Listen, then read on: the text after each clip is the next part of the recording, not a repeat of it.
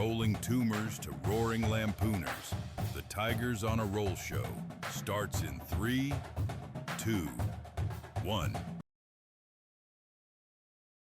War Eagle, everyone, and welcome back to another episode of Tigers on a Roll.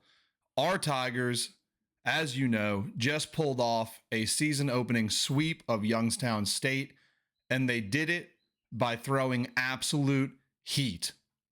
We're talking 43 strikeouts in 3 games, and that is the most ever in an opening series under Butch Thompson at Auburn. But today is a new challenge. Tuesday night, the beads are out for Mardi Gras, and the Cincinnati Bearcats are in town. Butch Thompson is turning the sophomore right-hander Andreas Alvarez, and Alvarez isn't just some midweek fill-in. This kid is an absolute gamer. If you remember back in 2025 in the postseason, he was enormous for the Tigers, absolutely huge. He threw 5 shutout innings in the regional against NC State and then followed it up with 4 scoreless frames in the super regional against Coastal Carolina. And he actually finished last season on a 16-inning scoreless streak. And tonight he is making his 2026 debut, and the mission for him is simple: attack the zone. The Auburn staff as a whole leads the nation right now in whip. I think it's like 0.65.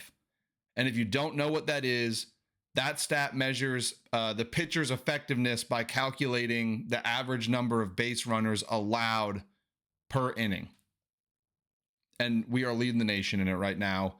And Cincinnati is going to try to counterpunch with Dylan Schuler, I think his name is, a transfer from Illinois, Chicago. And Schuler is very, very experienced. But he's facing an Auburn lineup that just put up 17 runs on Saturday. And if Alvarez can keep his pitch count low, I think the Tigers are in the driver's seat in this one. I think they probably lead wire to wire. Because you've got guys like Chase Fralick, who's hitting 500 on the season right now, launched a 420-foot moonshot in the series finale, and it left the bat at like 105 miles an hour. And then Eric Guevara tied Fralick with 6 hits over the weekend, including 3 doubles. And when you've got guys like Fralick and Guevara and Bub Terrell hitting as well as they are right now, it puts immense pressure on the Cincinnati pitching staff. And that staff has struggled with walks in their opening series at Jacksonville State. And in that series, they also stole 11 bases. And they like to cause a little chaos. But I still like the Tigers tonight, just because we have nation-leading hitters, and Auburn's pitching staff issued only 6 walks all weekend against Youngstown State. You can't steal bases if you can't get on base.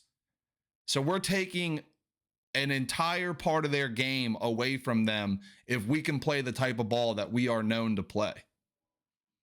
And I think Auburn wins this one 6-2, 7-3. Something like that. But I got to get out of here. First pitch is coming up in a moment. Tune into that on SEC Network if you aren't in Plainsman Park. And if you're not in Plainsman Park, you're probably watching this. Well, I hope you are. You're watching this. Go hop over to ESPN right now and tune in for that first pitch. Remember to hit the like button, subscribe to the channel, leave a comment. How do you see this one going? I think that Auburn leads wire to wire. Let's call it a 7-2 win for the Tigers tonight. War Eagle, folks, let's play ball. I will see you.